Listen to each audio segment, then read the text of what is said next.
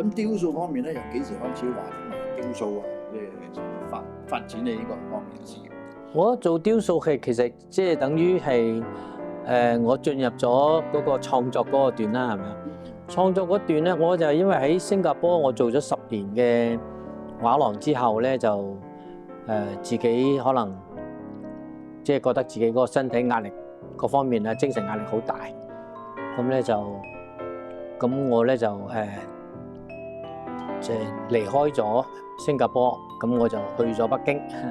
我去咗北京之後咧，咁就開始重拾自己嘅初心，因為咧喺70、80年代嘅時候，其實我都好想做個藝術家嘅。咁啊，去到北京之後咧，開始慢慢咧就從平面就繪畫嗰個部分咧，咁我想做一啲立體嘅創作咁啊，開始進入做雕塑啦。就喺大概係2008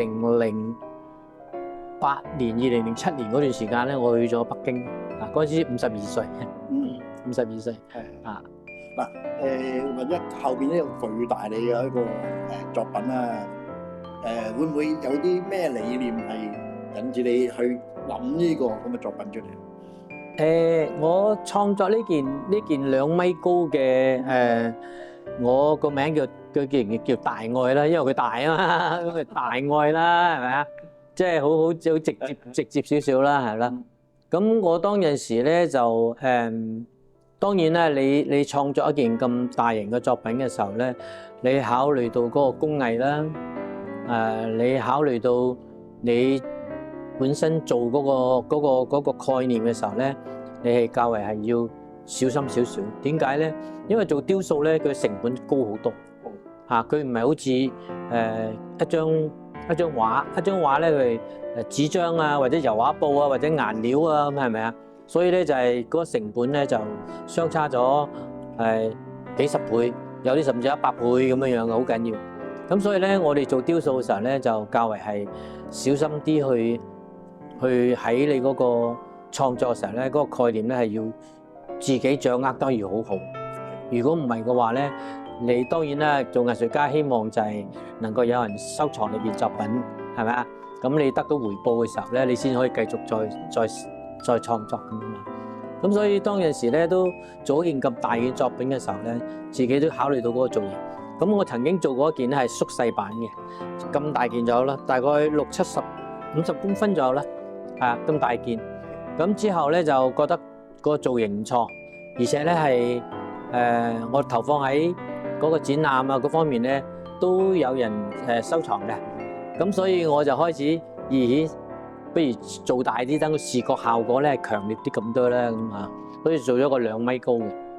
咁仲有一個特色就係咧，呢個愛字咧，我係其實係喺我哋嘅國父孫中山先生嗰個嘅宣揚嗰個博愛，佢基本上成日都每次咧都我睇翻好多歷史咧，佢好多時咧係見到啲朋友咧，佢就寫個書法博愛2個字，係咪啊？咁啊送俾啲朋友。咁就我覺得冇錯，喺一個社會裏邊咧，能夠有大愛啦，係咪啊？就算你朋友之間父母之間嘅愛都可以令到個社會係和諧。咁呢個係一個普世價值嚟嘅，係嘛？咁所以咧，我又覺得將呢個愛字咧，將佢形象化咗，係咪啊？做成一個立體嘅造型。咁另外仲有一樣嘢就係我加咗個英文喺度嘅，係 love 係咪啊？咁如果係咁樣樣嘅話，就更加係能夠有一個普世嘅即係唔同國家嘅人都可以意識到呢個字係咩字嚟㗎啦，一定係同愛有關係啦。咁呢個就係一個書法啦，基本上係咁再加係物料點樣去配搭到成個雕塑出嚟？呢件嘅材料咧係不鏽鋼嚟嘅。咁點解我用不鏽鋼咧？因為不鏽鋼咧而家喺我哋即係所講叫做係當代藝術啦。當代藝術咧其實係佢最大嘅特色咧就係比現代就更加現代，佢好講究觀念添啦嚇。咁佢表達出嚟嘅嘢咧係會係觀念性比較強。咁呢個不鏽鋼咧，佢喺嗰個難度裏邊咧就係呢個係敲出嚟嘅，係用不鏽鋼嘅不鏽鋼片，大概咧係2-3個 mm 左右啦，係敲出嚟嘅。咁你睇佢係好完整啊，但係咧實質上咧，佢敲佢嘅時候咧係分割咗有差唔多成百幾塊咁多嘅，係啊，百幾塊，再組啊，係啦，再組合翻佢，重新再去打磨過佢，咁即係我哋叫做拋光啊，打磨過佢。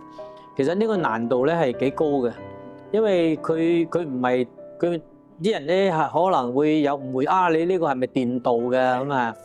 唔係電鍍嘅，直接將不鏽鋼佢本身嗰隻顏色係啊，將佢係打磨到佢有翻佢自己嗰個本質嗰個顏色出嚟嚇，咁感覺上咧係較為咧係有當代感好強。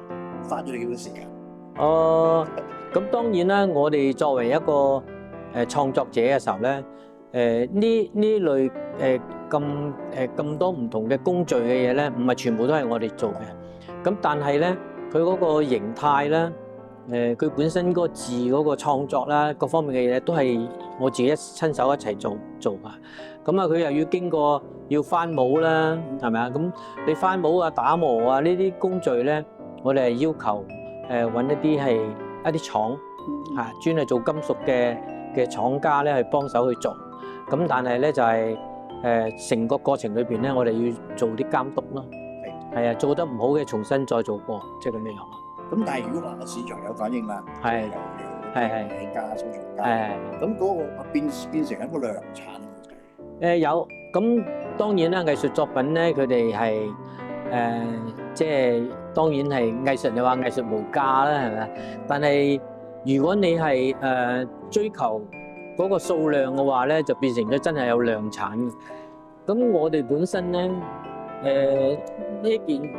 呢件作品咧我係做咗呢件第3件，係啊，咁有2件咧就已經係俾人收藏咗㗎啦。咁講翻你新加坡經營畫廊啦，係其實商業同埋嗰個藝術，你有冇攞到個平衡？有冇衝突啊？你話？有冇衝突？我覺得冇衝突，心理上絕對冇衝突，係咪啊？因為你一個藝術嘅發展咧，完全係要靠商業嗰個嘅支持嘅，係咪啊？你冇即係藝術家好簡單，你需要有回報有收入，佢先至可以持續發展噶嘛，係咪啊？所以我冇呢個問題，只不過問題上咧就係話我哋去揾藝術家去做即係做創作，甚至乎我哋代理佢嘅話咧，呢個係專業上嘅問題。咁如果你能夠揾到好嘅藝術家嘅作品，能夠可以做啲展示啊，做展覽啊。咁嗰啲客人咧都睇得好開心，係咪啊？咁大家都明白啦。歐洲喺歐洲或甚至美國咧，喺嗰個藝術市場裏邊咧，都時間都唔短啦，係咪啊？喺歐洲仲加長啲嘛，幾百年歷史係咪啊？所以我覺得你香港近呢幾十年先開始真真正正行嗰個藝術市場啊。咁呢個其實係一個即係一個階段。我覺得應該唔係大問題。我相信咧，買家嘅諗法都係啦。你第一佢要你欣賞藝術啦，識懂得啦，再加又有收藏價值，咁應該係即係多啲支持。咁而家咧年青嗰啲，你有啲咩可以俾到意見佢哋？佢哋點樣去進行佢哋藝術創作之餘，又即係揾到自己嘅生活？其實咧就算直至到而家都好咧，我覺得藝術家，你能夠成為一個職業嘅藝術家，其實條路都好難行嘅，因為原因喺邊度咧？就係僧多粥少，係咪啊？咁你學藝術嘅人多，咁如果你畫廊去賣畫嘅機構少，係咪啊？咁你點樣可以能夠即係滿足到咁多藝術家？佢哋每年畢業都好多學藝術嘅人咧去創作嘅喎，係咪啊？咁所以你要能夠做到即係普及嘅話咧，你只能夠就話咧兩邊都即係去做一啲一啲培育藝術家嘅同時，亦都令到好多愛好藝術嘅人士咧，佢覺得，咦，呢門係一門生意嚟嘅喎，係咪啊？我哋可以咧令到咧而家嗰啲買家又中意啲藝術，係咪啊？所以我覺得近呢幾年咧，香港喺嗰個藝術市場發展咧係真係做得唔錯。譬如話有 Art Basel 啦，有 Art Central 啦，有 Affordable Art 啦，係咪啊？所以咧我覺得係好嘅，係正面嘅啊。不過咧就覺得係喺正面咁樣去嘅發展嘅同時咧，我就覺得應該培育多啲本地藝術家咯，係咯，呢個好啲。嗰個氣氛點樣？而家即係話一路都係越嚟越多人談論藝術，或者中意咗藝術之後，係年青人入去呢個領域嘅係咪真係越順大會多嗰種？係真實嘅，係多咗嘅啊！咁因為我見到，甚至乎而家咧，香港有好多唔同嘅一啲藝術家嘅協會，係咪啊？都經常有啲展覽嘅啊！咁但係咧就可能絕大部分都係業餘性嘅多啲唔得，即係譬如話我日頭自己上班嘅，夜晚咧中意畫畫嘅，咁學畫畫，咁然之後咧就參加咗一啲協會，然之後咧係大家有啲展覽活動啊咁樣樣，係咪啊？咁嚟講原因亦都係好現實，係咪啊？嗰啲學畫畫嗰啲咧，嗰啲當係興趣嗰啲咧係佢因為佢未曾有信心先，係咪啊？你市場未足夠啊嘛，係咪啊？咁所以學畫畫嘅人咧係相對係有，但係咧就未有信心可以哇即刻出嚟做呢個所謂嘅職業藝術家啊！咁我覺得都係佢要多啲係能夠喺成個社會個藝術嘅氛圍裏邊咧係要展覽啊，甚至乎你睇到每年嘅蘇富比拍賣啊，或者 Christie 拍賣啊，其他啲拍賣會都幾多嘅，係咪啊？咁我覺得係可以普及多啲嘅。啊！呢樣嘢教育方面足唔足啊？呢樣嘢咧，我就覺得係，我覺得可能係弱咗少少，有少少。譬如話譬如話喺小學啊或者中學啊呢段階段裏邊咧，可以多啲咧係嗰啲老師咧可以能夠帶多啲啲學生啊去美術館啊、博物館啊睇多啲方面呢樣嘢，係咪啊？因為好多時咧係有好多細蚊仔咧佢個基因裏邊啊，係有好多真係有呢個對藝術咧係有天分嘅，佢中意睇或者中意咧係喺呢個藝術裏邊咧係發展啊。咁係啦，你可以啟蒙佢多啲嘅時候咧，佢日後咧佢都可能或者會涉足喺嗰個嘅藝術嗰個發展。呢樣嘢係需要嘅，但係相對嚟講呢樣嘢要加強，我都覺得係要加強喺學校裏邊嘅藝術教育。除咗個基因之外咧，佢哋有冇一啲特質嘅？即係想做一個藝術家，佢首先個基因有咩特質先？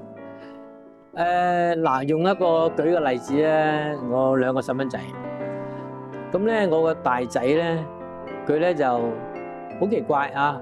佢1-2歲嘅時候咧，佢拎住支筆咧就不停咁畫嘅。食飯嘅時候咧，佢都唔抌低支筆嘅，就係咁畫。咁你睇到咧，你睇到佢而家有一張相係嘛？嗰張相咧就喺個地下度畫。咁嗰時佢大概係3到4歲左右啦。3、4歲，我有一次咧就唔覺意咧就踢到佢。原來諗唔到佢就咧就即係趴喺個地下度咧就畫畫。哇！我話咦，哇畫得唔錯添喎。咁我就同佢咧影咗幾張相。咁咧就咁我。直至到而家，佢就亦都係變成嗰個創作型嘅藝術家。佢中意畫卡通啊！你睇到嗰嚿雕塑咧，嗰個向日葵咧就係佢做嘅，係佢做嘅。咁就呢樣嘢，我諗係咪因為有家族嘅基因咧？咁我係幾難有樣遺傳啊！係。咁嗰第二嗰個仔咧，佢本來都想話要做藝術家嘅。咁我就覺得佢可能稍為咧比個哥哥咧弱啲喺嗰個繪畫嗰部分。咁佢最後尾自己選擇咗咧係嗰啲即係 digital， 即係做啲數碼方面嘅一啲嘅一啲叫做咧係特效數碼特效咧，即係啲用一啲拍電影嘅時候有好多啲特效啊嘛，係嘛？嗱呢個咧就係佢兩兄弟同我用一個愛字點樣做成一套片啊？其實係即係都係嗰句啦，本身佢有天分，係加後天栽培咧，係即係令到可能成就一個好出色嘅藝術家。係咁藝術家曾經阿李諾斯博士咧，係我當時我都想做畫畫嘅，係即係我都係中意做畫家。係但係佢哥哥話俾佢聽，要死後死值錢嘅，咁佢就即係決定唔做藝術家。係啊，咁其實係真係好現實問題咯。係即係各方各面係配合到，可能政府有多啲支持、多啲推廣嘅，係即係成就多啲中意藝術嘅人，而係作為人嘅事業，咁樣嘅生活嘅都係好事嚟。係啊，我覺得即係藝術好奇怪呢樣嘢，有好大部分人咧覺得係可有可無嘅，係咪啊？即係冇又得，係咪啊？有又都可以望兩眼，係咪啊？但係又對某些人嚟講咧，好奇怪，佢對藝術咧，佢自己望咗之後咧，佢有一種喺自己嗰個嘅思維啊，甚至乎喺自己個內心嘅情緒方面咧，會得到一個好大嘅養分，係咪啊？所以我覺得係考慮到可能每一個人對藝術嗰個反應咧係有啲唔一樣。有啲人對視覺嗰個藝術嗰方面嘅嘢咧係比較強啲嘅，譬如好似有啲人中意聽音樂，係咪啊？一對音樂嘅時候咧，佢就會有一個好特別嘅反應。咁我諗呢樣嘢係即係各人有各人對唔同嘅一啲嘅喜愛，呢樣嘢係真實嘅。喺事實上，藝術個領域好闊啦，係啊，音樂舞蹈啊，即係舞蹈啊，即係我所認識嘅都好多。係。咁就我哋好彩啦，因為近呢兩年多啲接觸你哋藝術家啦，咁就係一個我哋其中可能嘅諗法就係你哋嘅才華嘅肯定。其實我正話聽你講咧，就我覺得可能日後會唔會我嗰度覺得係多啲好似類似我哋而家呢啲咁嘅訪談咧，多啲藝術家係大家交流多啲，係透過我哋夠膽講係一個傳媒啦，係冇錯，多啲分享，多啲普及，係即係要多啲人去認識多咗唔同嘅領域嘅藝術。係咁每一個藝術家佢本身有自己嘅睇法嘅話咧，如果係經過我哋呢啲訪談咧，係應該都係有少少推廣，有作用，絕對有作用。因為就其實即係等於好似而家嘅互聯網一樣，係咪啊？因為而家互聯網咧係咁即係咁成熟啦。你打開個電腦裏邊咧，係咪啊？你可以睇到世界各地嘅一啲藝術家嘅一啲作品，係嘛？咁所以我覺得即係你作為一個傳媒嘅時候咧，都係一份子嚟嘅，可以能夠促進到我哋喺嗰個藝術嗰個行業嗰個領域嘅推廣咧，係絕對係正面嘅啊！同埋用嘅方法可能係用一啲由淺入深咯，即係好似令人哋覺得哇好深喎，都唔知講乜嘅，咁冇興趣睇。藝術唔係咁深奧嘅咋，其實。似我哋而家咁談話，如果係大家哋可能已經有少少興趣，對藝術有興趣嘅，知多啲繪畫、多啲雕塑嘅，咁其實已經係一個好嘅令到佢哋會繼續追尋落去。咁呢個我哋希望我哋呢個節目可以做得到啦。希望係才華嘅肯定，每個人有佢自己嘅才華。咁如果係真係可以分享出嚟嘅，咁真係一個肯定嚟嘅。